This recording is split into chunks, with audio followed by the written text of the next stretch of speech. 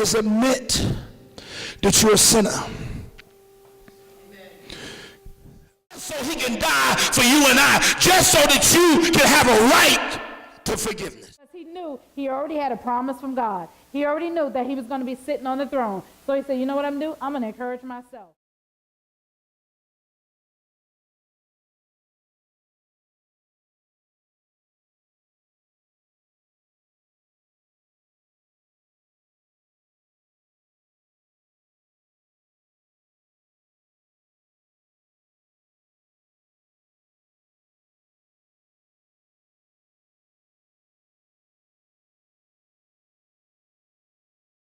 You today because sometimes you say, well, why are you so enthused about this? Because I haven't always had that.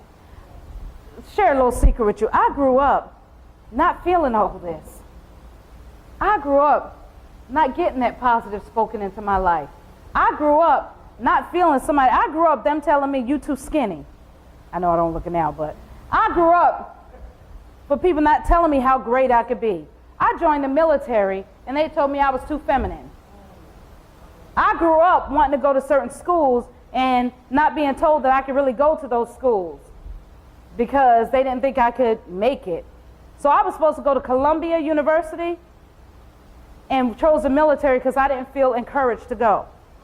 Then when I joined the military, they said, well, you too feminine and you too little because I only weighed 97 pounds. You won't make it. But I guarantee you I made it. That's why I keep that picture, Brother Kamal, on my wall in my office. And everybody thinks it's Sister Desiree instead of me. And I have to explain, no, that was me when I was 19.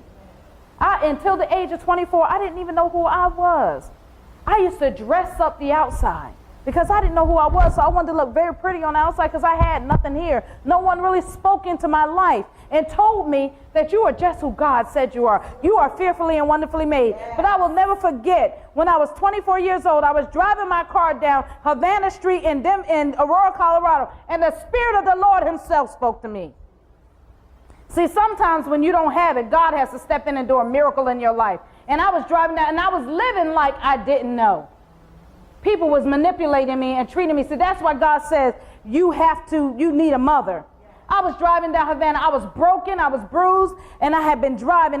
Then God sent me to the little church he sent me to. I had been in church since I had got saved at the age of 21. Still didn't know who I was. Been around Christian folks. All these women around my life. And nobody still could see the brokenness. Nobody could see the rejection. Nobody could see the hurt. Going to service week after week. Trying to minister to other people. Trying to help. Doing all kind of busy stuff. Because I still couldn't find myself. Still didn't know who I was. Still didn't have any hope. Because I didn't have an encourager. I didn't have a helper. I didn't have a teacher. Nobody didn't tell me that just dressing up the outside didn't make me whole on the inside. Nobody didn't tell me just because you're pretty, that doesn't make you a good woman. That doesn't make you a good mother. But lo and behold, the Spirit of God sent me into this little church house one day. And there was a real mother there. Oh my God, a real mother there. Stand up, Sister Dana, for a minute. Oh my God. And see, when a real mother is in a room, a real mother can see through you. A real mother knows your hurt. A real mother knows your pain. A real mother can minister to you. That real mother just found me sitting on that corner. And then after she finished, she was just standing there, and there was like a wall like that. And I thought I was going to ease out the room because I was so sick of being around fake church people. But that real mother could see through everything. She could see through my pretty clothes. She could see through my makeup. She could see through me trying to just put up the guards like, don't be bothered. Don't bother me because all of you are fake. And that real mother just walked over to me and she just grabbed me. And the love from her arms just held me. She just held me.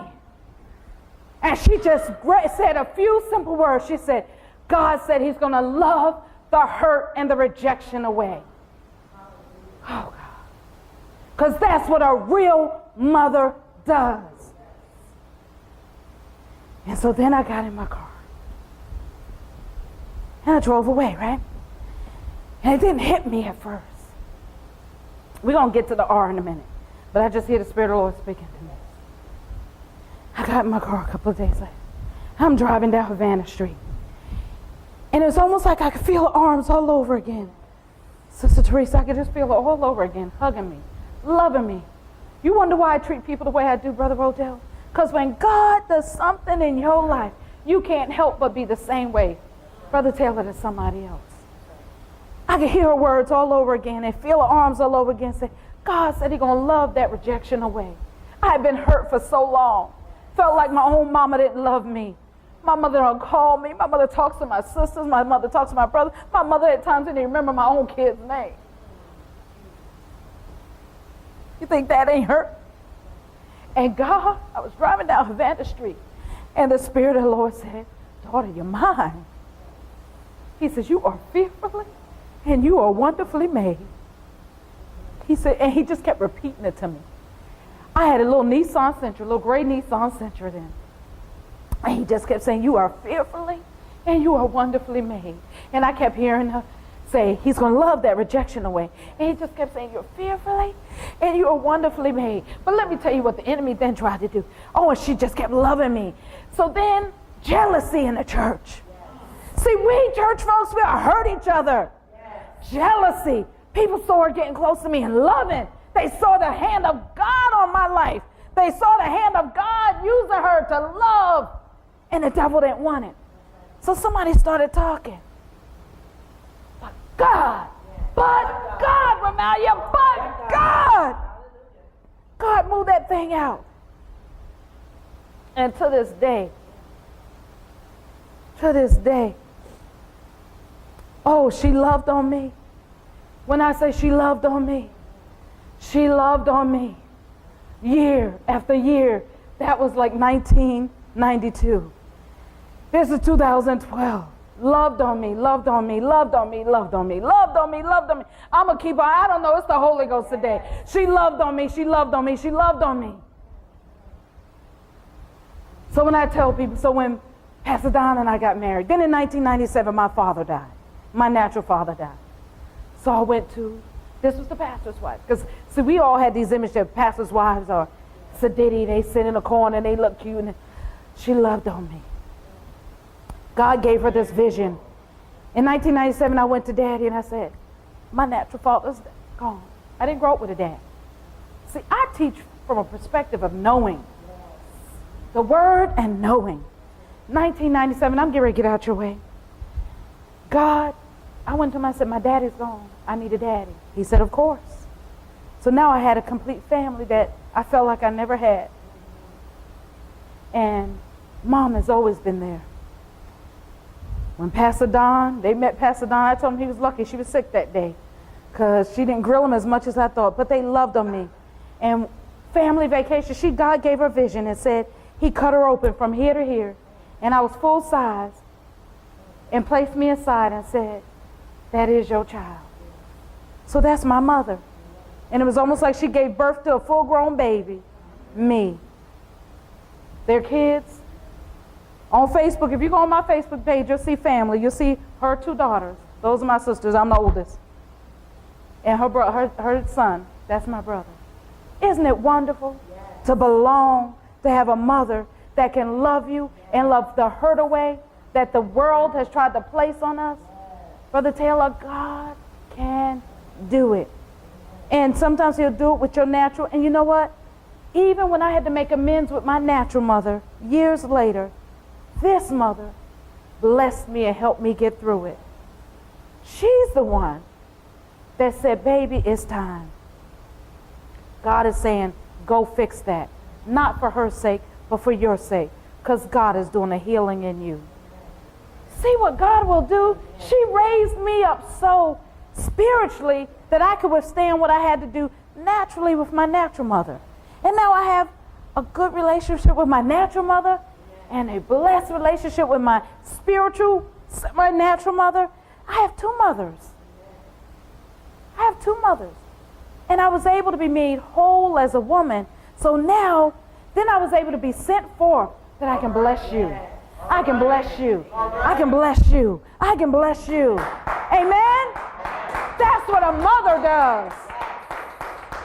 So what do we do as mothers? It's more than a title. It's more than getting pregnant. It's about who has God called you to impact?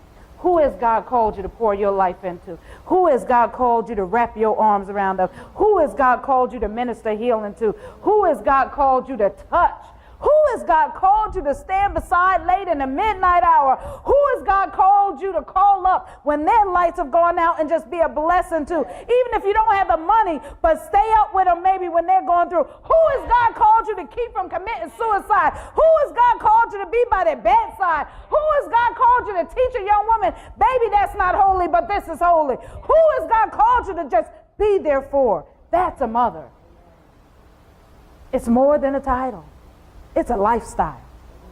Woo, being a mother is a lifestyle. Great May not fellowship, be easy. contemporary May not always worship, be casual just what dress. people want. Bring your family, bring your friends.